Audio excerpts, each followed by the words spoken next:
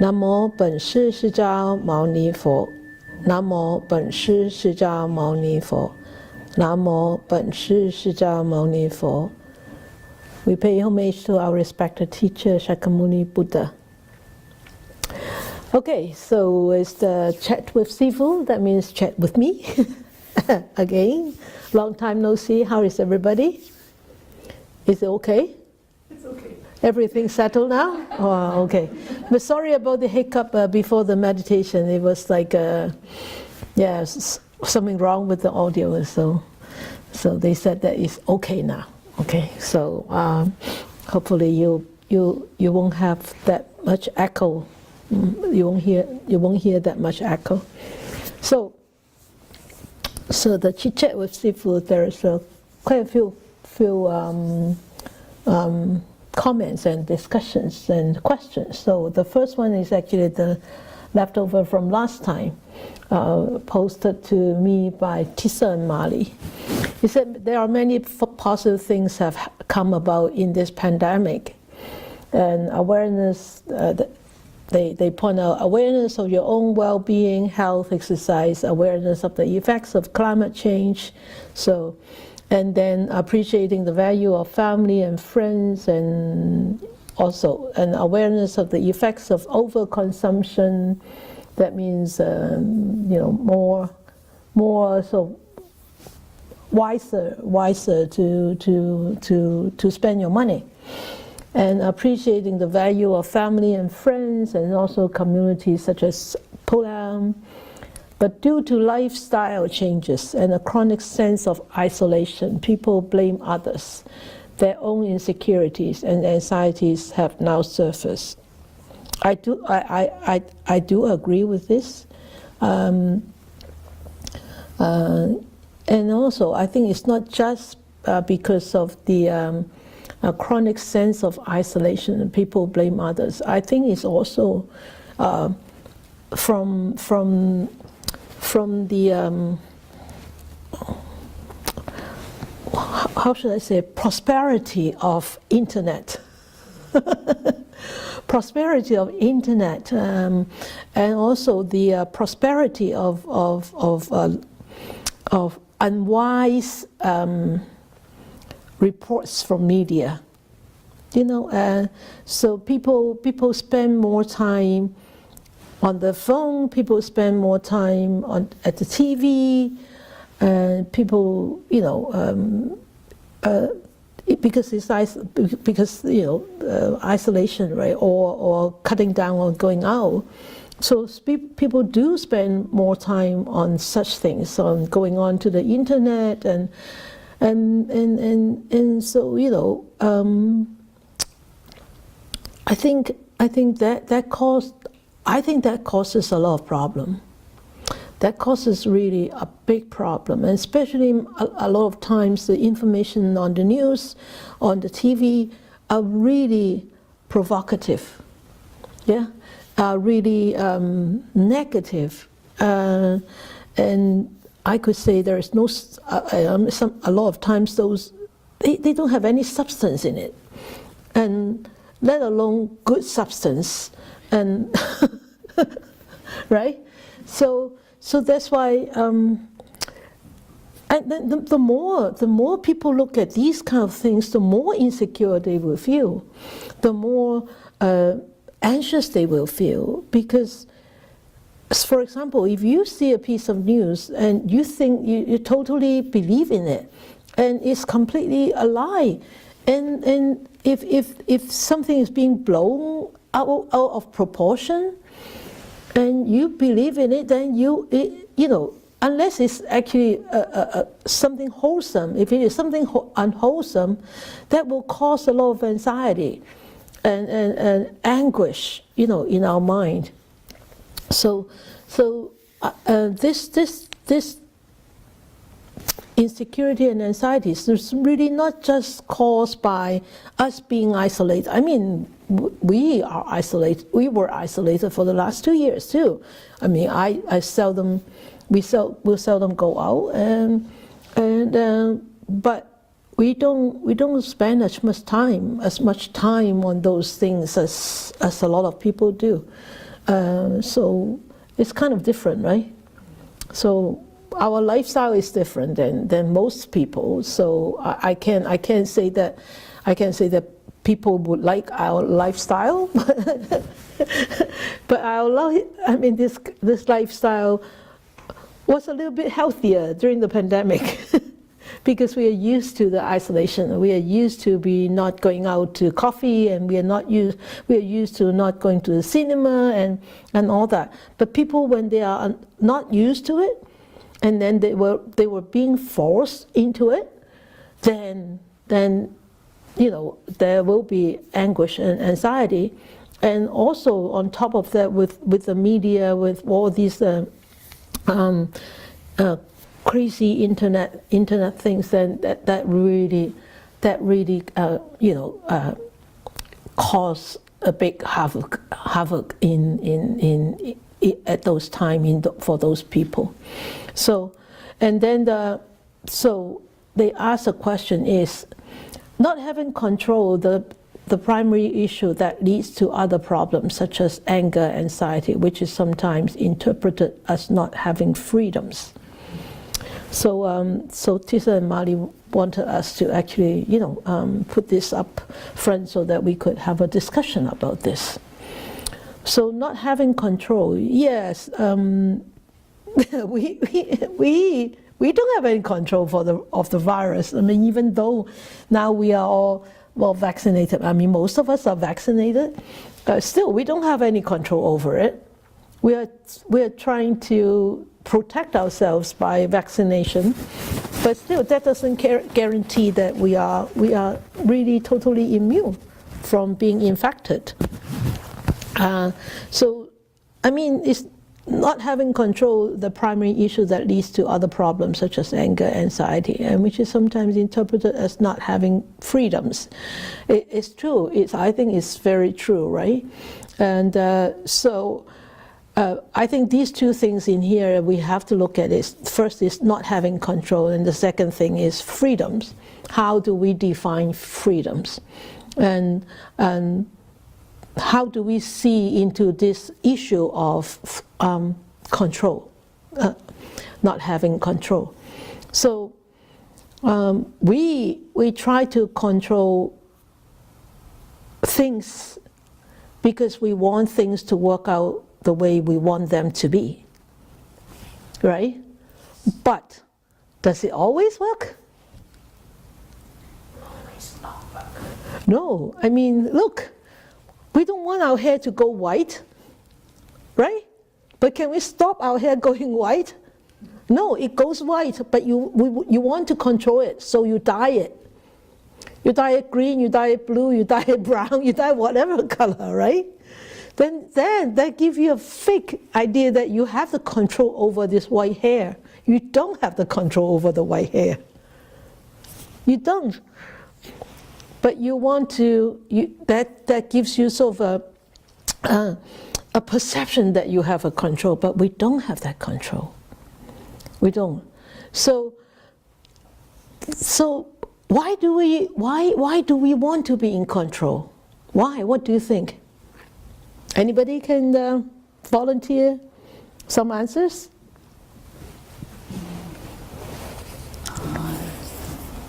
Why do you want to be in control?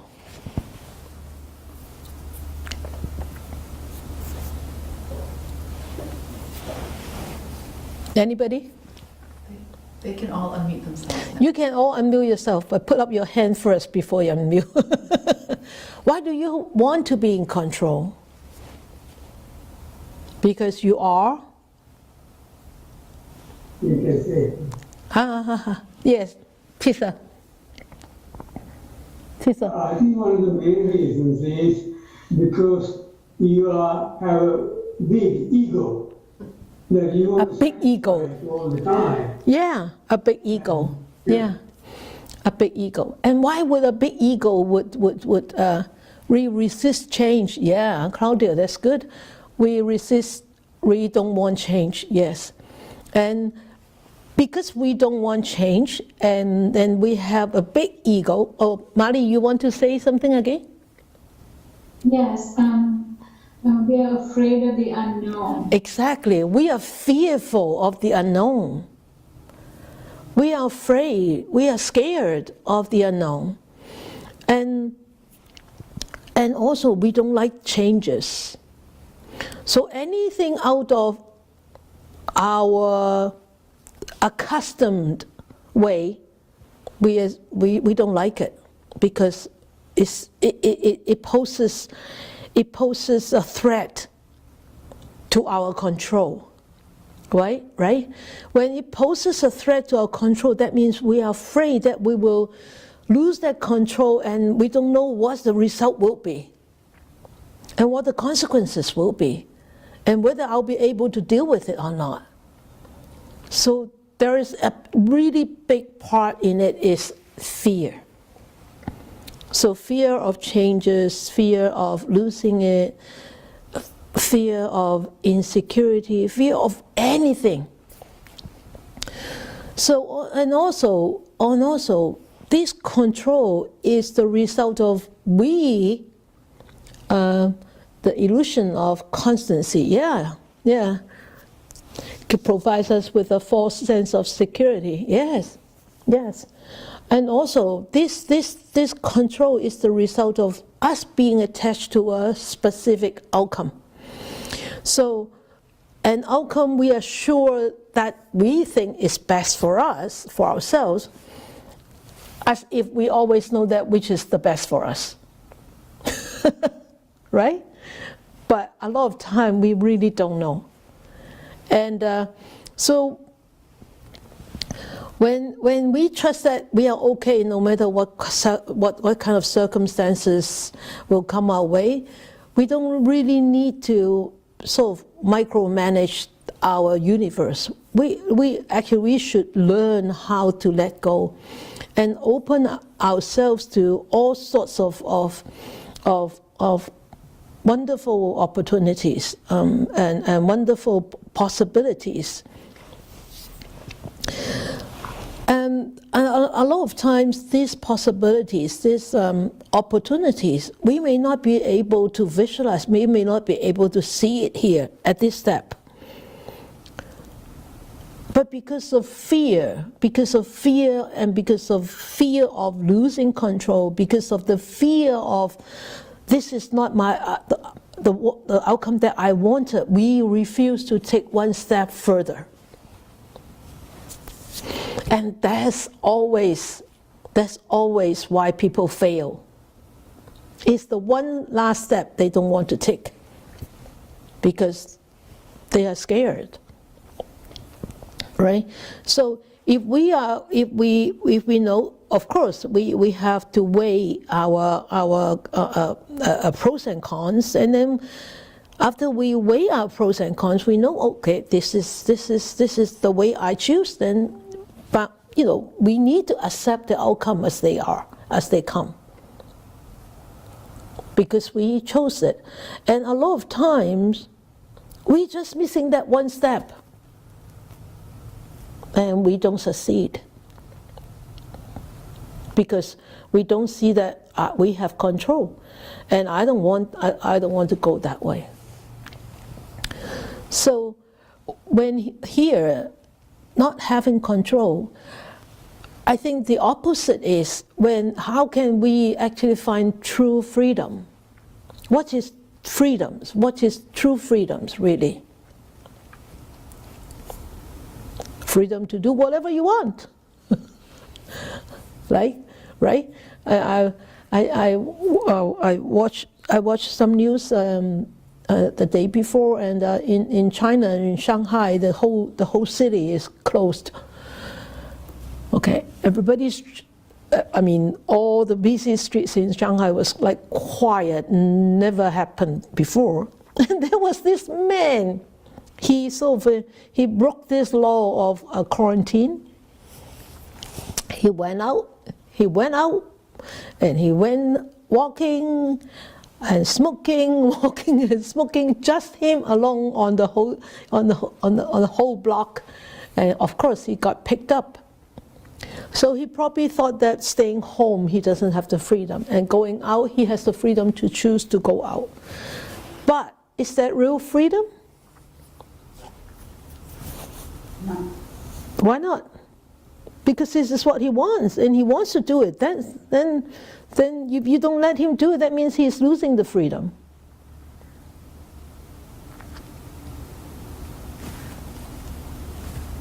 Anybody? You want to say something? No? Agnes, yes. You unmute your mic, yes. Yes. Yes. Thank you. I like to look at it from a different perspective. I think before I look at control and freedom, I think some people may not be able to adapt too well to changes. Yes. So yes, this is not the norm that we were used to living with, Yes. but we have to understand that there's a bigger issue out there than ourselves. Exactly. Yes. And for the benefit of this issue going away, which is the COVID, we all have to take certain measures, even though we don't like them. Yeah. And people might actually having too much freedom before, then all of a sudden they were told they have to do this and do that, and they just cannot adapt. They cannot accept, But and then they cannot adapt. they cannot Yeah. accept it or adapt to Yeah. the change that Yeah. are in. Exactly. And that is not good for society because society changes constantly. And the survival of us have to be geared to adapting to all the changes. Yep. For example, like in the digital world, if I wasn't using all these online banking and stuff like that, I just can't get anything done Right. Yeah. Exactly. to adapt, Yep. right? Yep. But you don't abuse using anything. That's the most important thing. Right? Right, Yeah. yeah. Yeah. Great. It's great comment. Thank you, Alice. Thank you. Great. You're welcome. Yeah. So yeah, and yes, people are not used to this kind of norm, and people because they don't see the future, right? We don't have the wisdom to see through what is going to happen, so that unknown is going to cause a lot of anxiety. So not having control and freedom. So what is the best way to deal with this? I mean, of course, we are not looking just at the mundane way, but what does the Buddha teach us to do? What does he say? What did he teach us?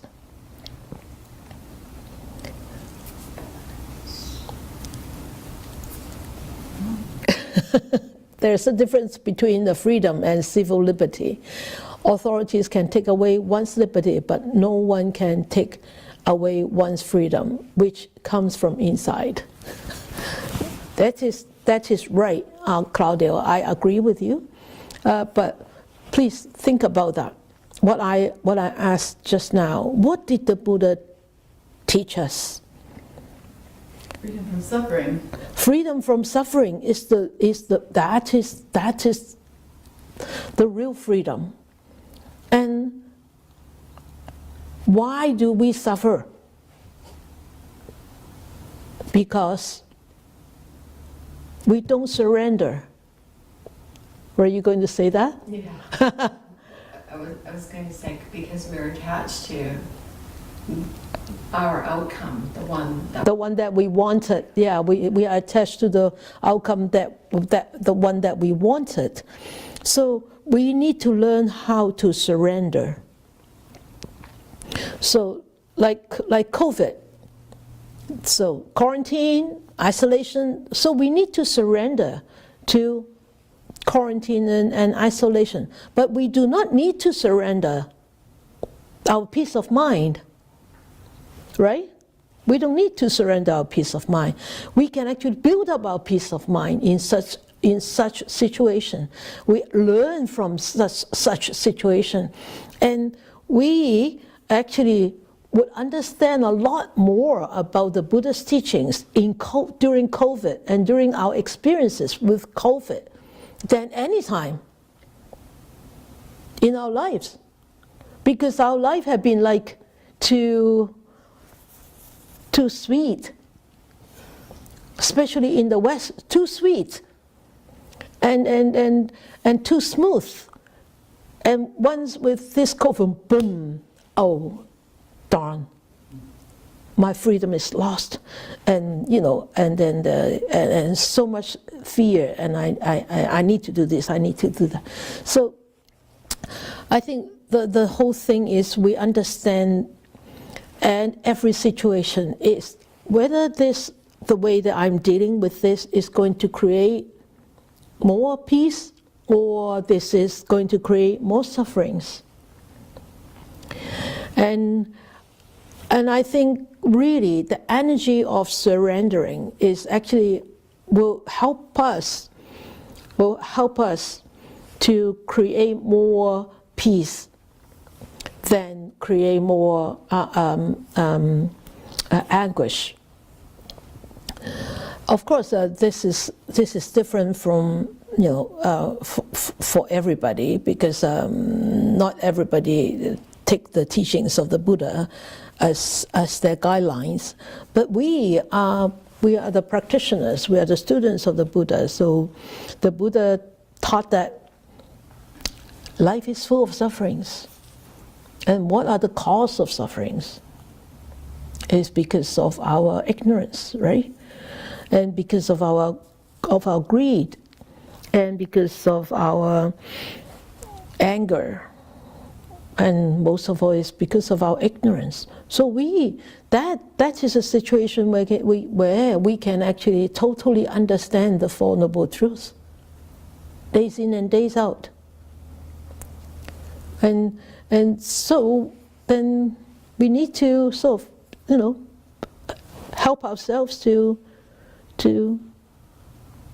embrace this situation and see how we can actually make full use of the situation to actually strengthen ourselves and to improve ourselves. Surrendering, I don't mean giving up. Surrendering, I mean we stop fighting in a negative way. We stop fighting in a negative way. And we stop fighting with ourselves. And we stop fighting with this universe. We stop fighting with the natural flow of things. And we just allow them to flow by. We don't fight with it. So because when we stop resisting and we stop pushing against the reality, we create less confusion and less difficulty for ourselves. So to me, surrender is a complete acceptance of whatever it is right now, right here. Based on what? Based on faith, based on confidence in the Dharma that we have learned, and based on whatever is, even though I'm not out there, going to coffee and going to cinema is still okay. I mean, this is how I understand surrender. So really not about not doing anything. It's about really doing something more positive. It's changing this whole energy of aggravation, irritation, agitation to really peace and grounding. Right? Yeah. All right. Good. Anybody have any more? Attachment to one's expectation is part of the source of suffering and stress, and comes from comparing our expectation with what is Yata Buddha as the way it is. Yes. Good. Okay. So anybody has any more views on this? No? Okay. So sometimes, a lot of times in our lives, we do really need to surrender. Because if we don't surrender, we are actually go against the stream, go against the flow. And with a small boat paddling upstream is going against the current is very hard. It is a constant fight. And that's what control mode feels like to me. It's fighting. Yeah. Okay. So, all right. Okay. Let's go to question 2. Stories. Laurie sent this comment to me. She said, "Oh, not unlike children, many adults learn by repeated tellings of stories that have a moral or lesson embedded. Given time and repeated exposures, the stories always give food for reflection and eventually new realizations." And Laurie said, I personally love when you tell us stories. So what is your favorite story to tell when you teach? So I'll tell you what favorite stories of Laurie first. She said, I love the story of the tiger and the strawberry. Every time she hears the Darrow purpose song of when Buddha smiled at the elephant, she will remember and touched by that story. Also loving the blind man and the elephant story, the 5 blind men and the elephant story, and the mother and the mustard seed story, talking about, death is inevitable, and the princess and the bubbles, which will never happen, right? Getting a bubbles garland, right? Yeah. And the transformation redemption story of Angulimala, of course, that is a very inspiring story. And the one where Sariputta gives his eyes, that is a very sad story, but also inspiring. So she said, I need to hear it again. You want to hear about the eyes again? Or you want to hear stories? Just stories, okay. So you asked me a question, are these stories called the Jatakas? Some of them are. So some of them, some of the princess and the bubbles are not from the Jatakas, okay? And so it's from actually from somewhere else, can't remember. And when I tell stories, some of them are from the Jatakas, some of them are Zen stories, or chant stories, and some of them are, just ordinary, very ordinary stories, and I use them to teach. That's all. So, and so it's all like in English or in Pali or in Chinese, and so not just the Pali canon. So I'm going to tell you a story today, and it's like this. My heart is here, your heart is there.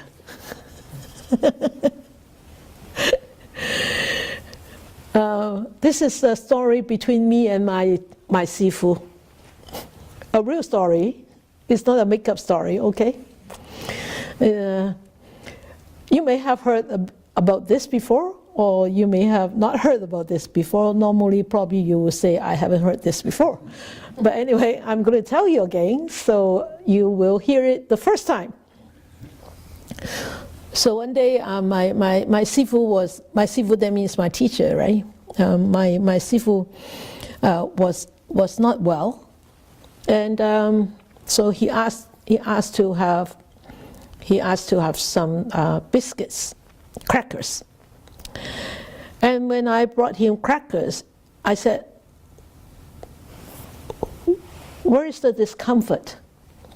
And you have to look at me. He said, in my heart. Right here. He said, in my heart. I said, Sze Fu, no. The heart is not there. The heart is here. You heard that before? Yeah. Right? Oh, sorry. And he said, and I said, no, Sze Fu, the heart is here. The heart is not here. And he looked at me, he looked at me. He has a very penetrating eyes. He looked at me like as if there are two big neon lights shining through and piercing through me. He said, your heart is here, my heart is here, your heart is there. I said, at that time I thought, what the hell is going on? How come his heart is here, my heart is there? And I couldn't understand what he was talking about. At that time, I didn't know what a clue. I didn't have a clue what he was talking about. I said, no. I kept trying to convince him, the heart is not here, the heart is here. This is the physical heart. But what he meant is the heart mind. The heart mind. So now because with meditation, now I know where is the heart mind. The heart mind is not in the heart, in the physical organ. The heart mind is in the heart mind, and which is somewhere around here. With deep meditation, you will know. And then, only then, I understand what he meant by, my heart is here, your heart is there.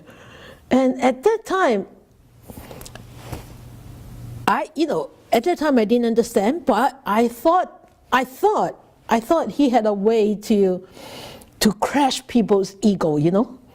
He has a very funny way to crash people's egos, especially mine. Because I have such a big ego, and I'm so stubborn on my views.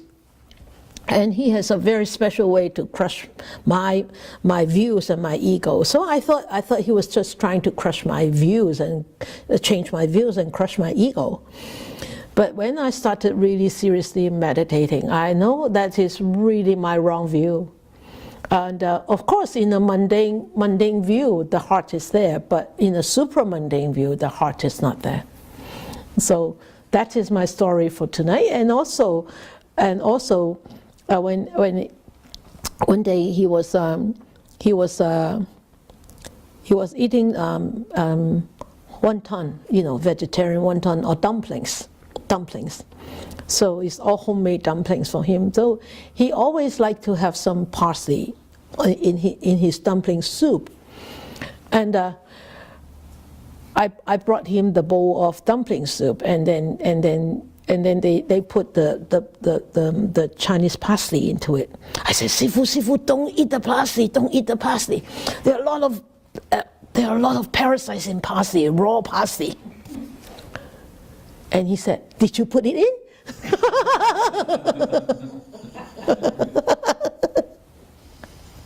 Did you put it in?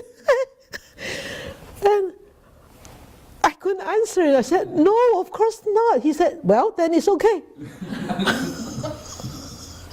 So he finds ways to really, crush my views. And of course, I see it from the really mundane point of view, and he sees it from a supramundane point of view. So that are the two stories that I offer you tonight. It's a good story, eh? So remember, my heart is here, your heart is over there, all right? And I think the more you meditate, the more you will understand what this meant. Okay. So the third one is actually about meditation. So this person said, my Sunday morning group's sitting went well until 2 weeks ago. So she wrote this at the end of March. And so it was like 3 weeks ago. And she said, I found myself not sitting very stable and calm as in the old days.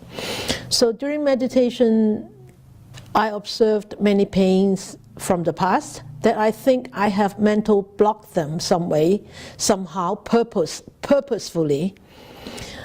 Also, I'm aware that I have made up stories using that unwanted past events and values to create fear in myself. So she said, although I can mostly maintain equanimity during the sitting, I observe myself having very low energy and cannot stay positive for the rest of the Sunday.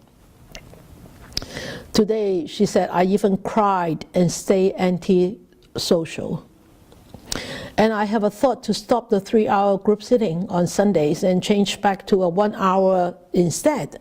Then I think I should reach out for help, so I wrote this email. So she said, this whole week I cannot sit on the floor because of knee pain, improper alignment of the right leg, And I missed one morning sitting for sickness, just like Sze Fu said, I missed a meal. My bad. And think this is my first encounter that I need a chair to sit, a little worrying about my path to sustainable happiness. But yet, I do see this is the path that I'm after. Because time is short, because I only encounter the Buddha's teachings very late, so it is better to be extra diligent. So she said on the morning of March 20th, Sze Fu said, Metta Bhavana, that means loving kindness, is the ointment to the wounds, like balm. I'm not sure if Sze Fu refers the wounds to the sankhara arising from karma or what. So she asked the question my question is, should I lengthen my metta in order to cope with my current situation or any time? So there are quite a few things in this whole passage. I didn't want to post it out because it will too many slides. But there are quite a few things in this passage that she wrote. She said, I found myself not sitting very stable and calm as in the old days. Remember, I always remind students, you don't compare your one meditation with your past meditation. You don't label it as a good or a bad meditation. Anytime you are able to sit down, it's a good opportunity.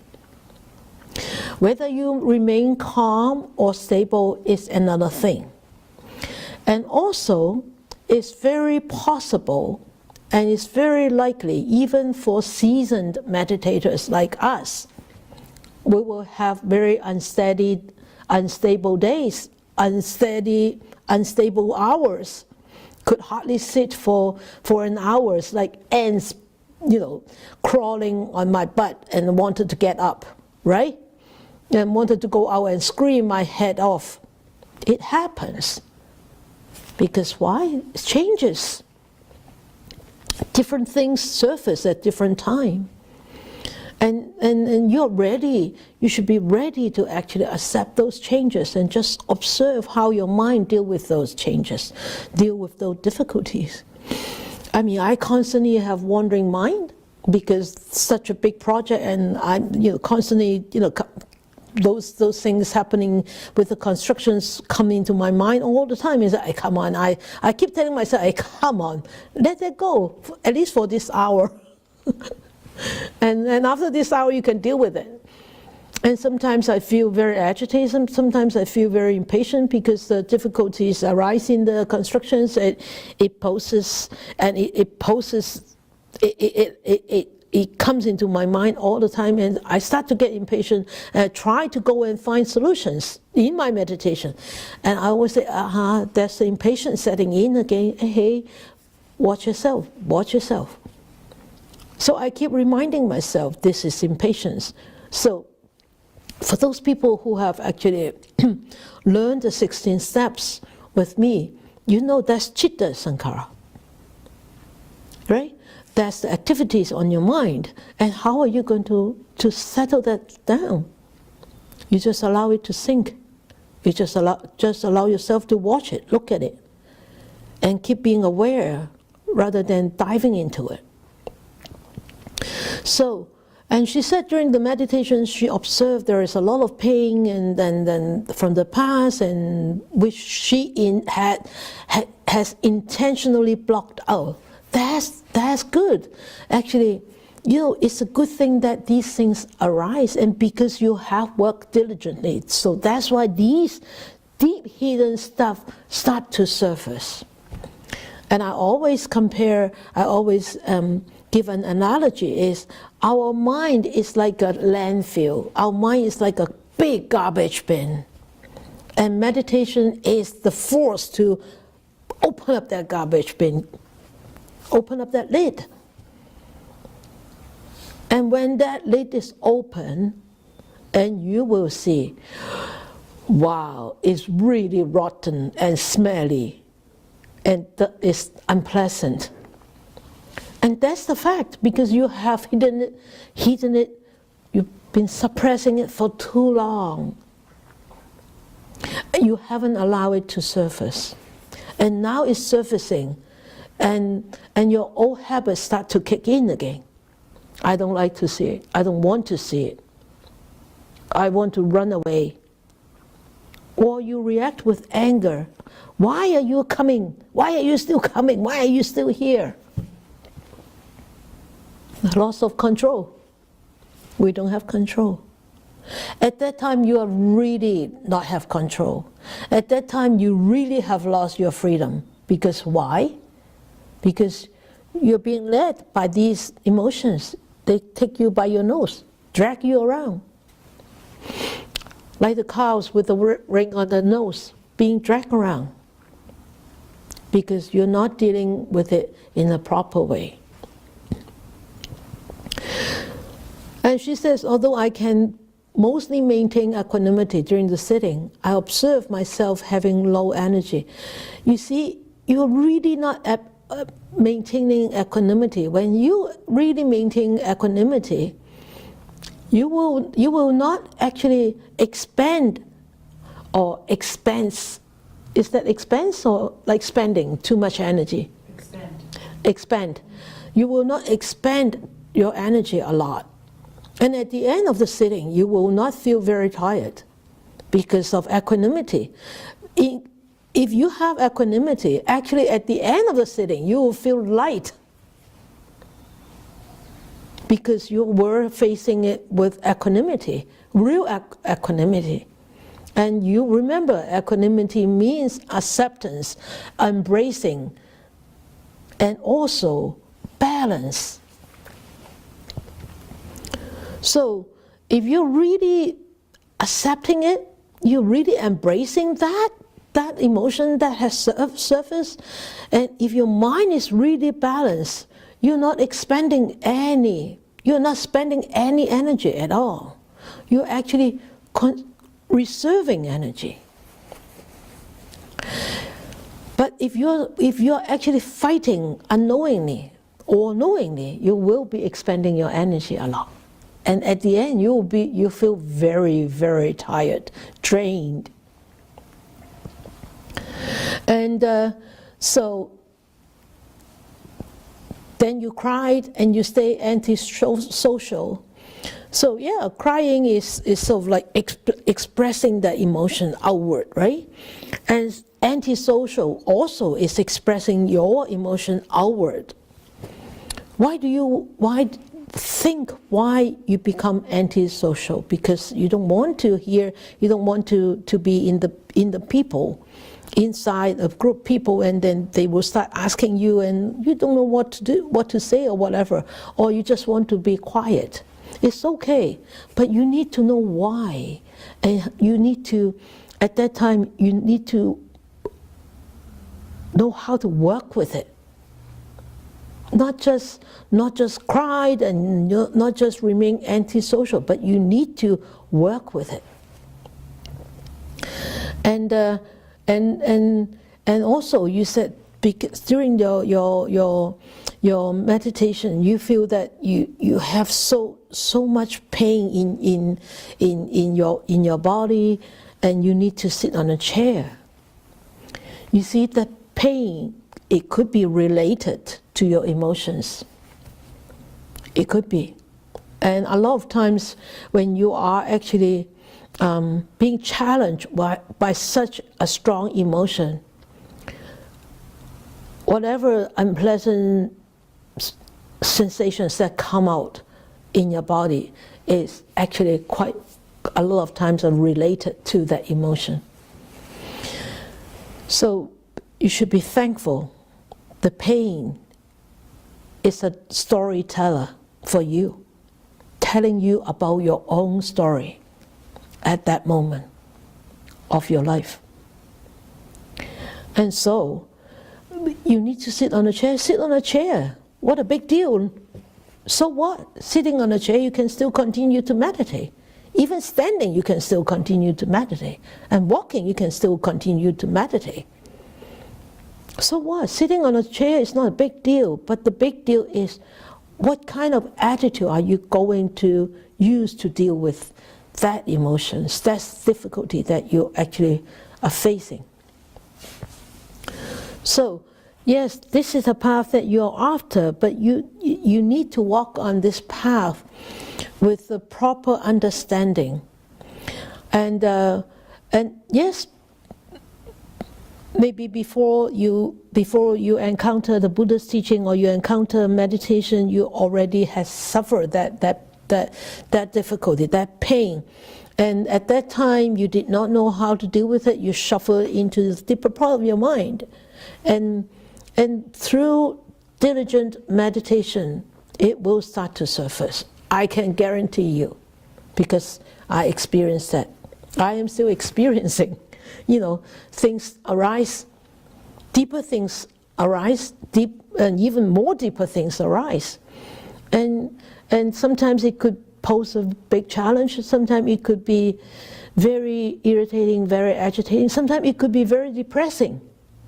And sometimes it could be very frustrating, and sometimes you think that, oh, what the hell? I'm regressing, and all this meditation. Oh, you want to give up. At that time, you say you want to give up. That's okay. That is the momentary thing. But after that moment, you remind yourself, wow. Thanks to Buddha, these kind of things have surfaced so that I know they are still in there. Then I need to work harder to deal with it. Right?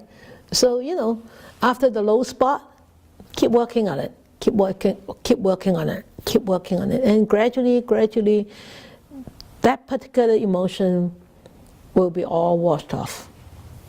But mind you, the next one will come up. Okay? Until we are enlightened, until we are free of all the defilements, afflictions, all these will still come up, bubbling up.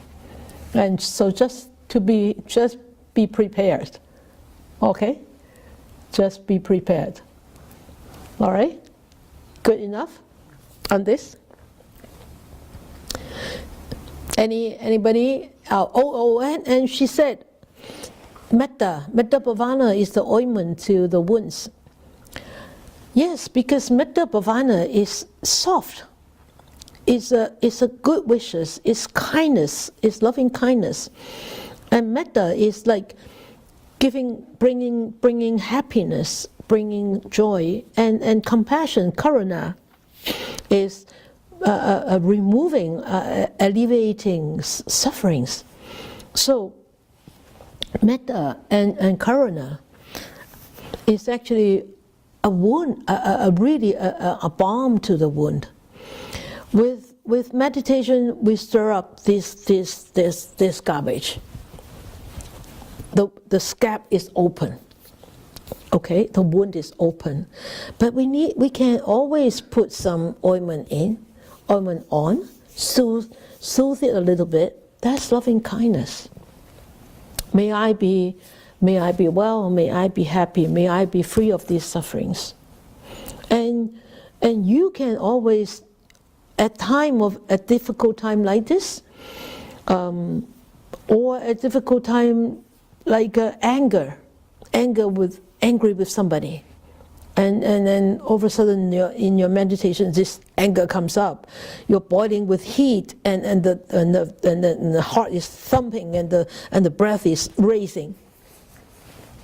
And no matter how hard you try, it doesn't seem to settle down. Then at that time, send metta to yourself, metta to that person. Is I can send metta to that person. He has hurt me too much. Oh, then send metta to yourself. Don't you want to be happy? Right? Send metta to yourself until one day you are ready to forgive that person. Then forgive that person. But the sooner you forgive, the better for yourself. Because if you don't forgive, you're holding the grudge there, you're burning yourself all the time. But that person is free, fly in a way. Out of sight, out of mind. He doesn't even, or she doesn't even know that you're still angry with him or with her. But you're still holding the anger in your heart. Is whose problem? Your own problem, your own difficulties. Nobody's business. Sorry. So you burn yourself every time, but you might not burn others because that other is gone. Right? So you need to learn to love yourself. I always say the first person that can hurt you more than anybody else is yourself. And the person that can love you the best is yourself. Not the outside people. No, it's yourself. It's you here. So the first person you need to send metta to is yourself. And then to whoever that you want to embrace your metta energies with. Okay? All right? Good? So the fourth question. This question is a difficult question because it's talking about Diamond Sutra. I forgot to bring my Diamond Sutra tonight. I was going to read some out. Eva asked this question. She said in the Diamond Sutra, chapter 14, it's talking about King Kali. The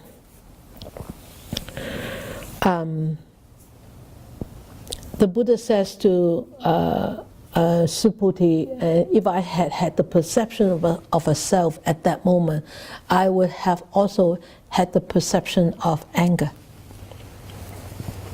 So the whole story about this is at that time there was this ascetic sitting in a cave meditating, and this king. Maybe you should tell the story yourself. Tell the story. You get your mic, tell the story, so I don't have to tell a story. Yeah, you ask a question, you tell the story. You remember? King Kali 就歌利王啊，嗬，歌利王割截身體啊，Thank you. Okay. Thank you, Sze Fu. All right. So it was King Kali. Yep. And he was in. It was in a cave, in a forest, in a cave. Yeah. And he had come with his concubines, Yep. harems, so a whole bunch of women. Yeah. And the Bodhisattva at that time was meditating. Yes. Can you hear her? Can you hear her? No? Yes. Yes? Yes or no? Little bit, just so Okay. louder. Louder. I have to be louder. Okay. Yeah. It's better now? Is that better? I'm right into the microphone. All right. Maybe you Audio. put up the volume. I have control. You have control, yeah. She has control. You're free. Okay. So the Bodhisattva, Ksanti, Santi, yeah. Santi, was also very close, and he was meditating very peacefully, and the concubines came around him and were asking, I guess they started asking questions, And so the Bodhisattva was sort of teaching them Yeah. and expounding. And then King Kali, of course, sees all of his concubines being entertained, he thought being entertained by the Bodhisattva, and he was very angry. And so he cut off the Bodhisattva's limbs and ears and nose. Like Yeah, no, yeah, body parts, yeah. all of the Yeah. appendages. Yeah. And now Sze Fu, I need help because I know the Bodhisattva says, but the Bodhisattva says something, and then all of those limbs and I don't have, if I do not have any anger, if I do not have any delusion, if I do not have any illusion, may all my limbs return. Thank you. Yeah, right. Something like that. Yeah. Thank you. Yeah. Because I can recite the Chinese, but I can remember the Chinese, but for the English, that's why I needed the book. I forgot to bring it tonight. But anyway, yeah, something like that. Okay. So the Bodhisattva, of course, Buddha, who was sitting in the cave, was the Sakyamuni Buddha in his past life. And then King Kali saw that all these appendages, the ears, the limbs, all returned back to his body, and so he was so shocked, and so he knew that this was a Bodhisattva. This person was a saint. So and that's what the Bodhisattva said. If I had the perception of a self at that moment, I would have also had the perception of anger, because when people are cutting off your ears, your nose, your limbs, first you will be angry. Why would they cut off my appendages? And also you'll be in a lot of pain, right? And why would that happen? Because we always think this body is mine. This body belongs to me, and this body is real. Real in the sense of not just apparent truth. Okay, apparent truth is this body is real. When I pinch myself, it hurts. That's the apparent truth. But the ultimate truth is this body is conditioned. So ever asked, I don't want to go into Diamond Sutra because that would be like really too much. And ever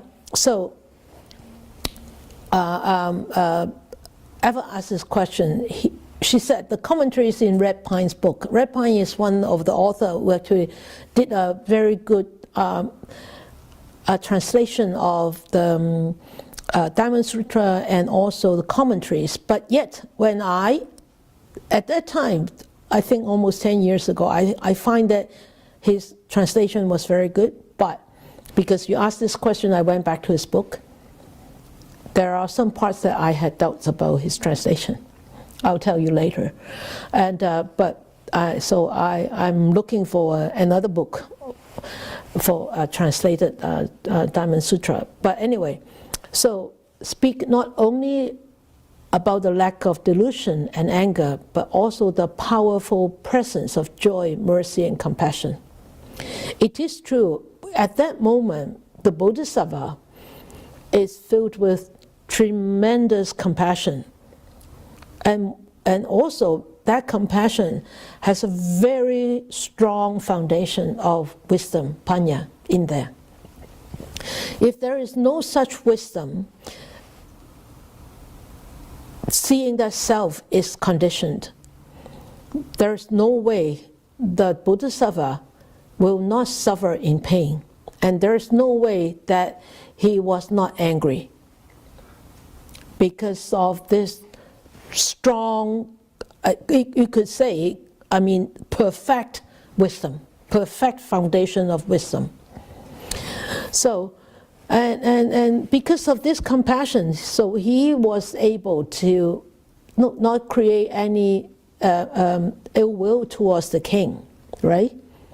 So ever ask, this question because she said, I have experienced the protective nature of all these positive qualities. I can see the giant exit sign always there. Always there in that direction, but often ignore it or forget about it or get lost in irritation. How do we keep moving towards that exit sign of wisdom, forbearance, and compassion? It's a good question. That's what the whole practice is for. The whole practice is for you to moving towards that exit. One little step closer, but yet always we back off two steps again. So, right? But that is. Did you hear Goldie moving? No? Oh, good. Somebody's there. Never mind. So that's what the whole practice is. It's for us to reach the goal, but we don't need to look at the goal all the time. Remember, when you say, oh, I want to go there, to the exit sign of compassion, forbearance, and wisdom, then you're just looking at the exit sign. You're not walking towards there.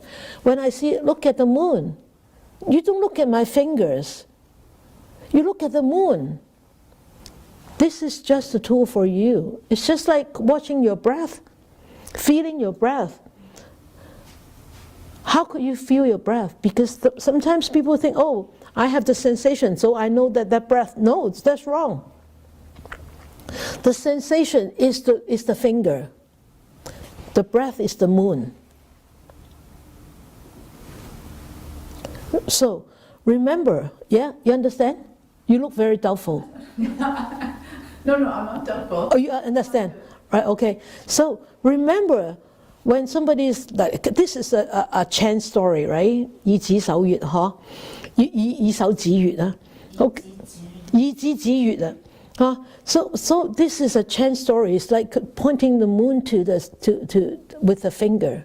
You don't look at the finger, you look at the moon. So you look at the moon, knowing that the moon is over there. So how am I going to get to the moon? Then you need to take your steps. How am I going to take my steps? You practice. Without practice, you're not going anywhere. But you're thinking, oh, I want to go there, exit sign. Yeah, wisdom, forbearance, and compassion. No, you're actually going backward because you forget the present step. You forget this step here. Every step is one step closer to the goal. But if you're looking at the goal but you forget to walk, there's no way you're not going to walk, you're not going to get there. Practice, practice, and more practice. Right? So this is not really such a difficult question. So, but anyway, oops, sorry. So, remember, wisdom and compassion and wisdom has good friends. And you have to walk with those good friends too. Wisdom have 5 good friends. You know which 5? Anybody knows? So what is wisdom? Is it one of the... Oh, the 5 powers? 5 powers too? Yeah, but also one of the... I said it has 5 friends. Oh. Huh? Faith? Faith, that's the 5 friends. The paramis. Paramis, yeah. Paramitas. Paramis, bolomata. So, wisdom have 5 friends, right? What are the 5 friends? Generosity. You haven't memorized this? Faith? Faith is 5 power. Sila. Huh? Relaxation? Renunciation. That is one of the 10 paramis. Oh, yes. Tolerance. Khanti, tolerance. Renunciation, that is. Efforts, samadhi, wisdom. That's the 6 parami, right? But also, of course, in the Pali term, is 10 paramis, right? Khanti, right? So remember, these 5 friends are very necessary, or the other 9 friends, if you want to look at it from the Pali point of view, is they are the friends for the cultivation of wisdom. So they have to grow together. Remember when I taught the paramis, they are all interrelated with each other. Remember that diagram? Yeah? So actually the front portion of Diamond Sutra is talk about the parami. Oh, yes. And this 14 is talking about tolerance, right? One of the parami, tolerance, yes. So, and then the whole thing is really, the whole thing about Diamond Sutra is really teach us not to give birth to a thought that is not attached, and not to give birth to a thought that is attached to anything. Right? 應無所住而生其心. So it's a very difficult thing to do, but it's possible. And Dhamma Sutra is a very difficult sutra to understand, but it is very necessary, especially for us meditators. This is one of the very important sutra that one needs to really dig into. All right then. Okay, I have answered all the questions. It's good. Send more. Send more? Send more. Laurie says send more questions, everybody. So yeah. So no more questions for tonight. All right, you good? You good? Okay, so for the 8 o'clock dedications, I sent a group notice that tonight will be the last one, because the whole pandemic situation in Hong Kong is improving. So, and the number of infected are really going down, and I think things are getting more stable. And so thank you for your 8 o'clock dedications of metta and merits, and on behalf of all the people from Hong Kong, and I thank all of you to have chipped in to such a wonderful act every night at 8 o'clock. But if you want to continue to do that, please continue, and I won't send you a reminder in the group chat anymore. All right, so let us dedicate our merits. May these blessings extend to all, that we with all the other living beings together will attain the Buddha way. May more and more people will encounter the words of the Buddha, study them, practice them, understand them, practice them, and help themselves to liberate from their own sufferings and be truly free and happy.